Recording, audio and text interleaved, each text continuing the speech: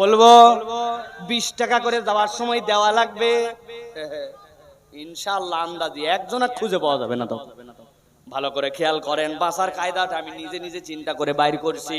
সেইটা হচ্ছে আমরা দুনিয়ার থাকতে একটা কথা বলে নিব যাতে কবরে যায় কোনো ঝামেলা না হয়।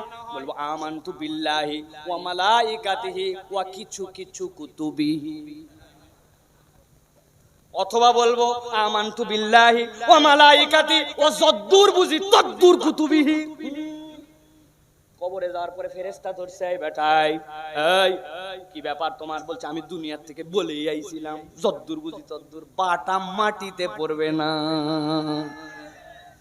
এই জন্য প্রিয় ভাইরা, আমার মাথায় কাজ করুক না করুক, আমার বুঝে আসুক না আসুক, আল্লাহর কিতাবের পক্ষে, আল্লাহর আইনের পক্ষে আপনাকে থাকতে হবে। সর্বশেষ আজকের আলোচনা শেষের দিকে ভালো করে খেয়াল করেন। আল্লাহ রাব্বুল আলামিন বললেন, 1 নম্বর অপরাধ নিজের এমন পরীক্ষায় ফেলেছো যেই পরীক্ষা আল্লাহ দেয় নাই। 2 নম্বর অপরাধ আল্লাহর দিকে আসতে দেরি করেছো। 3 নম্বর অপরাধ তোমরা দুনিয়ার বুকে আল্লাহর বিধানে সন্দেহ করেছো। আল্লাহ বলছেন 4 নম্বর অপরাধ ওয়াগাররাতকুমুল আমানিয়ু হাত্তা জাআ আমরুল্লাহ ওয়াগাররাকুম বিল্লাহিল গরুর। আমার আল্লাহ বলছেন, ওই মানুষগুলা শয়তানের মরিচিকায় পড়ে ওই যে মেন রাস্তার উপরে উঠেছেন, সামনে মোটরসাইকেল নিয়ে যাওয়ার সময় দেখছেন সামনে পানি পানি দেখা যায়, মোটরসাইকেল টানে যায়, দেখেন পানি সামনে যায়, পানি সামনে যায়, খানিকক্ষণ পরে বুঝছে এটা আসলে পানি নয়, আসমানের রোদ নিচের থেকে চকচক করে যখন উঠেছে, সীসা উঠতেছে, এটা একটা মরিচিকা। এরকম হয় কিনা ভাই? আল্লাহ বলছেন শয়তান ওদেরকে এমন মরিচিকার মধ্যে ফেলেছে, ওরা আল্লাহর থেকে দূরে চলে গেছে, আল্লাহর বিধান থেকে দূরে চলে গেছে, কিন্তু সমস্যাটা ভিন্ন জায়গায়। ওরা উল্টারও আল্লাহর বিধানের সমস্যা খুঁজে পায়, আল্লাহর বিধান নিয়ে মন্তব্য করে। ভাই আল্লাহ বলতেছেন, এই রোগ যার কিয়ামতের দিনে আলো নসিবে হবে না তার। একটা উদাহরণ দিয়ে কথা শেষ করব, গভীর মনোযোগ দিবেন। তবে আমি শেষ করলেও যাইতে পারবেন না, সবাইকে যখন যাইতে বলবো তখন যাবেন। আর 5-7 মিনিট পারবেন না ভাই? চলে যাবেন, চলে যাবেন। দাঁড়ায় আছেন, যারা যাওয়ার প্রস্তুতি নিয়ে আছেন নাকি ভাই? ভালো করে বুঝেন। একটা উদাহরণ, শেষ উদাহরণ। ছোটবেলায় আমি আব্বার সাথে ঈদের দিনে ফিরতেছি, হঠাৎ করে দেখি একটা বেলুনওয়ালা, আপনাদের এলাকায় আছে কিনা, বাঁশের মধ্যে উপর দিকে খড় লাগায়া, ওর মধ্যে ঘূর্ণি, ওর মধ্যে বেলুন, ওর মধ্যে বিভিন্ন ধরনের খেলনা বিক্রি করে। আছে না ভাই? ওই খেলনাওয়ালা বেলুনওয়ালার কাছে আগে এক ধরনের চশমা পাওয়া যেত, 2 টাকা দাম, পিছন দিকে গার্ডার দেওয়া, সামনে কাগজ দিয়ে রাউন্ড দিয়ে, সামনে লাল কালার, হলুদ কালার, নীল কালার। ওই বেলুনওয়ালা যেই না দেখছি বেলুনের শব্দ শুনতে পাইছি। শুনলাম কেমনে? বেলুনওয়ালা চালাক আছে, সারাদিন যদি ফু দেওয়া লাগে তোর দম বাড়ায় যাবে, ওই জন্য একটা বেলুন নিয়ে উল্টা দিকে বাঁশি লাগাইছে, লাগায় মাথায় বেলুন দিয়ে এত বড় করে বেলুন ফুলাইছে, ফুলে এবার নখের মাথায় ধরে আস্তে করে হাওয়া ছাড়ে, যখন ছাড়ে তখন বেলুন বাজে প।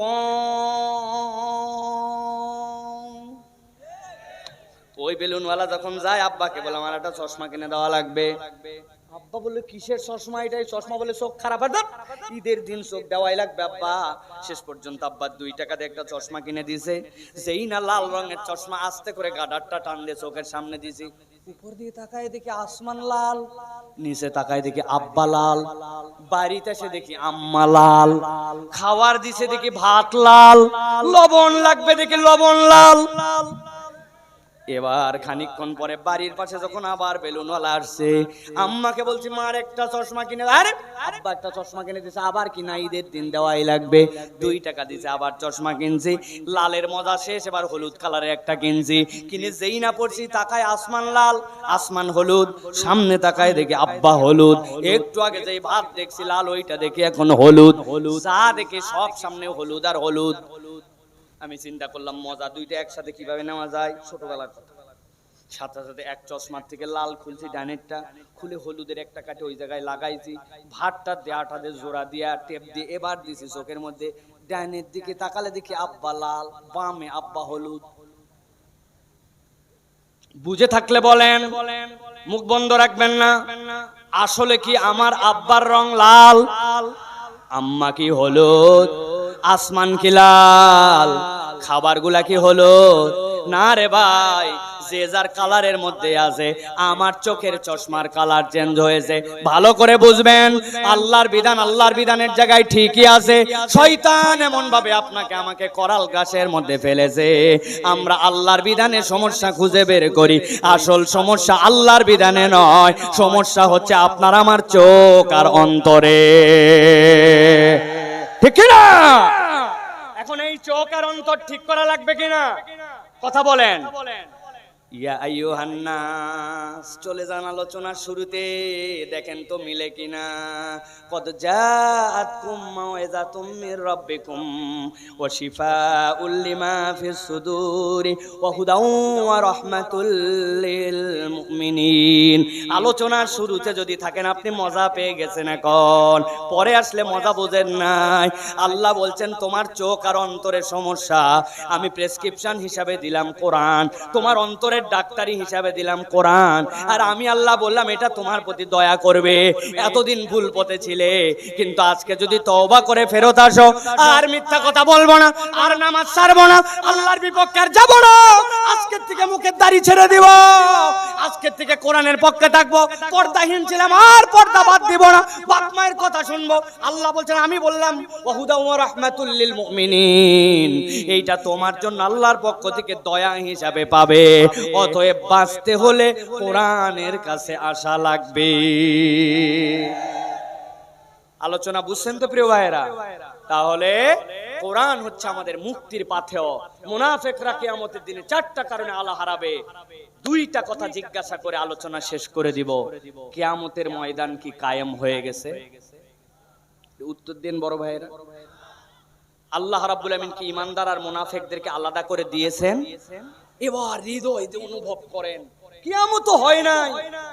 আল্লাহ রাব্বুল আলামিন আপনার ঈমানদার আর মুনাফিকদেরকে আলাদাও করেন নাই, কিন্তু আজকে গাইবান্দার মাঠে বসে ওই দিনের বিপজ্জনক ঘটনার প্রশ্নের উত্তরগুলো আল্লাহ শিখায় দিলেন, যাতে আমার একটা বান্দাও ওই দিন মুনাফিক হয়ে জাহান্নামে না যায়। আল্লাহু আকবার।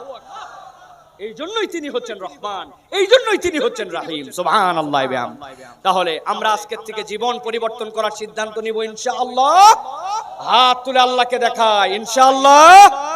লিল্লাহি তাকবীর, লিল্লাহি তাকবীর।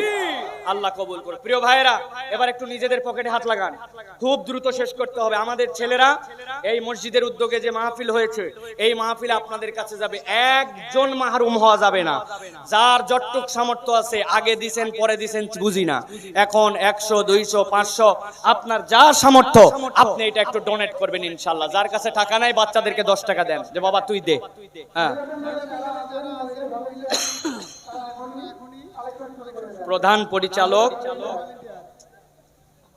প্রধান পরিচালক খায়রুল ইসলাম চান মিয়া, ছোট শিমুলতলা পানবাজার থেকে 2000 টাকা দান। বলেন মারহাবা।